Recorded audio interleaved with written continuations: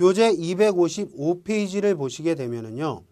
표 4-1이 나옵니다. 그래서 주택물건, 일반물건, 공장물건 이렇게 구분되는 세상 물건들이 나오는데 자 이걸 굳이 외우고 하실 필요는 없습니다. 기본적인 거 몇 가지만 좀 체크를 해놔 주시면 되는데 먼저 주택물건 옆에다가 주택화재보험 이렇게 체크해 놓으시고요. 일반물건과 공장물건을 묶어서 화재보험 이렇게 체크해 놓으시면 될 것 같습니다. 그러니까 물건들이 보통약관 어떤 거 쓰느냐? 주택은 주택화재보험 보통약관 쓰는 거고 일반과 공장은 화재보험 보통약관 쓰는 거고. 자, 그거 한 가지 하고요. 자, 주택물건 대상 중에서 네 번째 보시면 주택병용물건 중 교습소, 치료소라고 나와 있죠. 그래서 지금 여기 설명드렸듯이 치료소와 교습소가 있는 경우에는 주택에 포함이 되어지는 거고요. 일반 물건의 맨 첫 번째 보시면 병용주택이라고 나옵니다. 그래서 병용주택, 뭐 점포 사무실 쭉 나와 있는데 결국은 무슨 얘기냐? 한 건물 안에 주택과 주택 이외의 업종이 같이 공존한다라고 할 때 주택 이외의 부분이 치료소, 교습소라면 이건 주택물건이 되는 거고 치료소, 교습소가 아닌 게 있다면 이건 일반 물건이 되는 겁니다. 그 정도만 이쪽에서 체크하시면 될 것 같고요. 자, 235페이지 아래쪽에 화재보험의 주요 내용 첫 번째 화재보험의 대상 및 보상 범위 보겠습니다.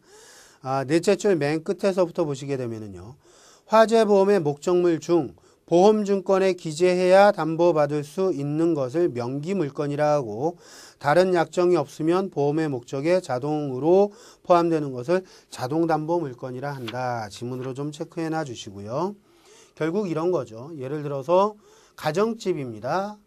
가재도구들이 여러 가지 있겠죠. 어느 집에나 TV, 냉장고, 세탁기 이런 건 다 있겠죠.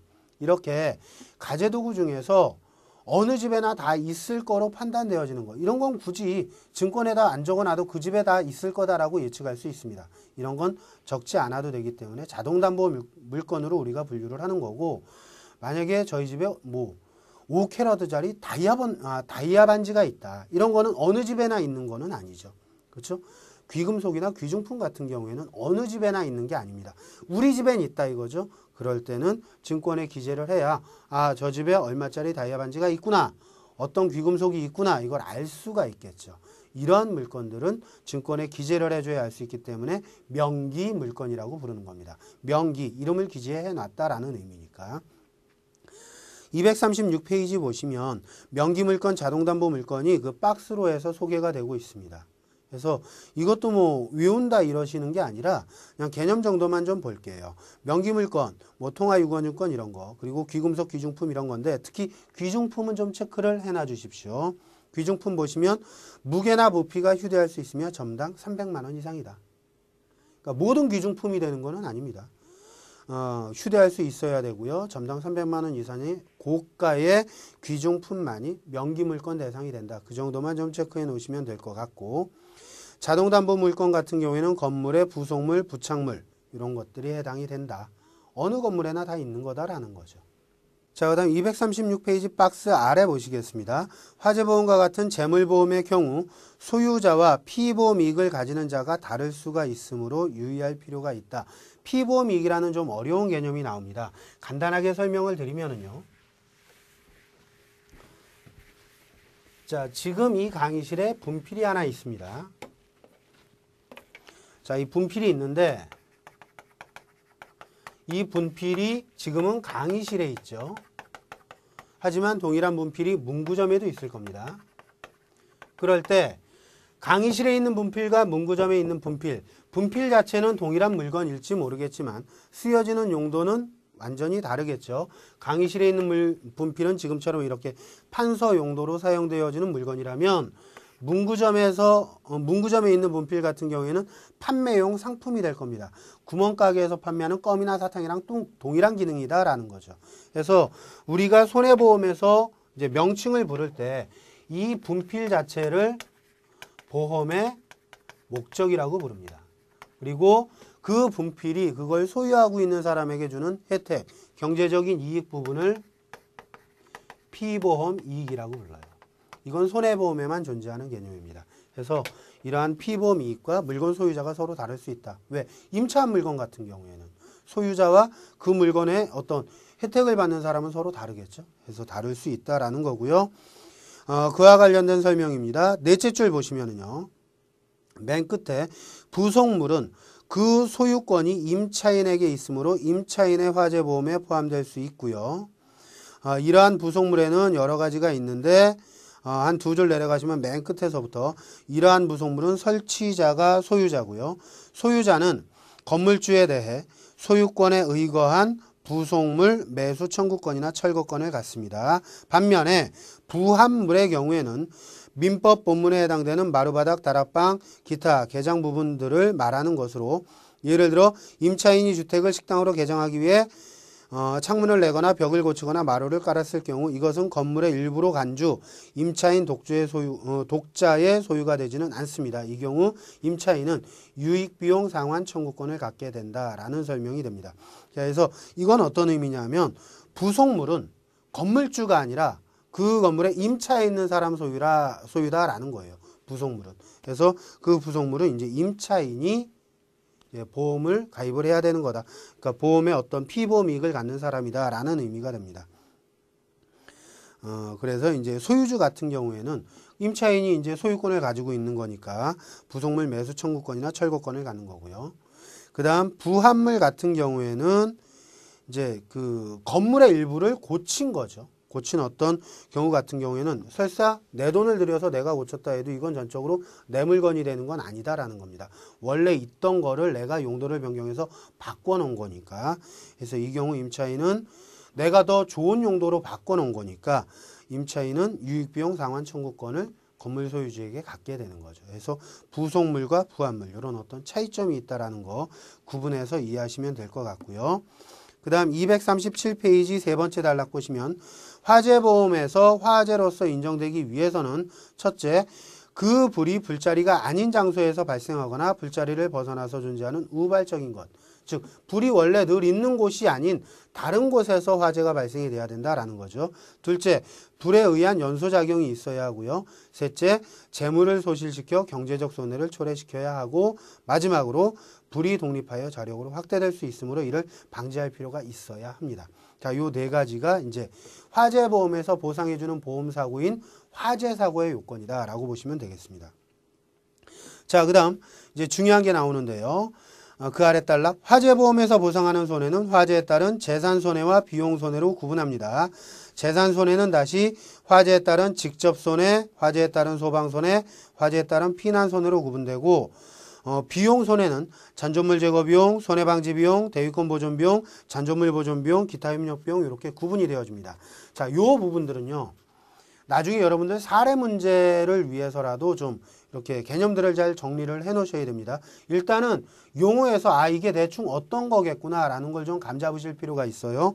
먼저 재산손해서부터 보면 화재로 인한 직접 소방 피난손해라고 얘기를 했습니다. 예를 들면 이 강의실에 화재가 났어요. 이런 교탁 같은 거 불에 직접 타겠죠? 그런 게 직접 손해입니다.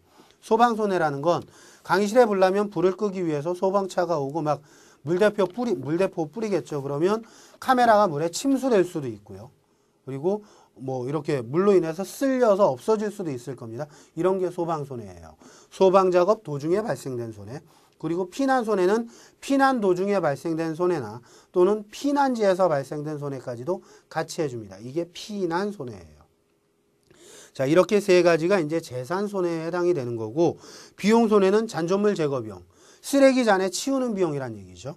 그 다음에 손해방지비용, 손해를 줄이기 위해서 추가로 지출된 비용이 있다면 그 부분도 보험금으로 지급을 하고요.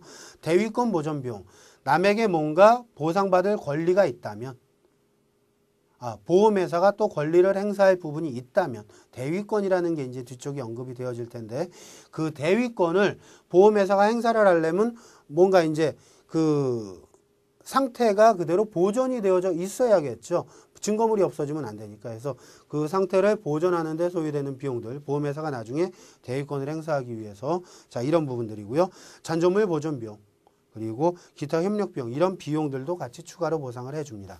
좀 세부적으로 그 아래 박스서부터 소개가 됩니다. 재산손해 보시면은요. 화재에 따른 직접 손해 둘째 줄 보시면 일반 화재보험에서는 폭발 그 자체의 손해는 제외되지만 주택화재보험에서는 폭발 파열 손해도 담보하고 있습니다. 자, 아까 제가 이제 주택화재보험, 화재보험 구분할 때 주택화재보험은 폭발 파열도 기본적으로 보통약관에서 해줍니다. 라는 설명드렸죠. 여기 다시 한번 언급이 되는 겁니다. 그 다음 소방손해 읽어보시면 되고요. 피난손해 첫 줄 보시면 화재로 인하여 피난지에서 5일 동안 발생한 손해까지. 그러니까 피난손해에서 중요한 건 피난지에서 5일간 발생한 어떤 화재로 인한 직접 소방손해도 추가로 보상한다. 그 5일이라는 날짜 꼭 숙지해 주시고요. 넘어갑니다.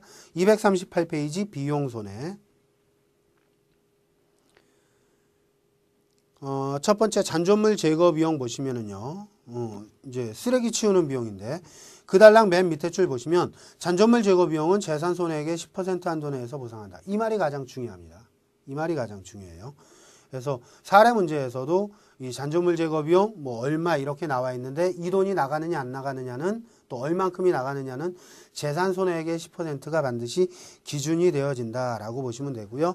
그 다음에 손해방지 비용, 대위권 보존 비용, 잔존물 보존 비용 읽어보시면 되고 기타 협력 비용 까지 그냥 한번 참고해서 보시면 될 것 같습니다.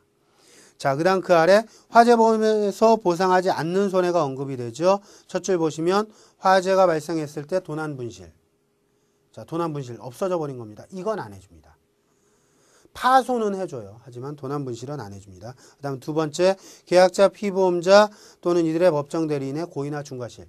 경과실은 해주지만 고의 중과실은 안 해줍니다. 그 일반 손해보험 쪽에서 중과실을 해주는 게 상품이 있고 안 해주는 상품이 있어요. 요거는 나중에 일반 손해보험 끝 말미에 제가 한 가지로 이렇게 정리를 해드릴 테니까 일단 여기서는 체크해 주십시오. 일단 화재보험에서 중과실은 보상하지 않는다라는 거 하나 체크해 놓으시고요. 세 번째, 보험 목적의 발효, 자연발열, 자연발화로 생긴 손해. 자, 이건 자연적으로 발생된 거기 때문에 안 해주는 겁니다. 하지만 괄호 내용 보시면 자연발열, 자연발화로 연소된 다른 보험의 목적에 생긴 손해는 보상한다. 즉 얘가 다른 데로 옮겨 붙었다. 이건 해준다는 거죠. 자체로 원래 화재가 발생되는 그 자연발열 요 자체는 안 해주지만 이로 인해서 화재가 다른 데로 옮겨 붙었다. 그건 해준다는 겁니다.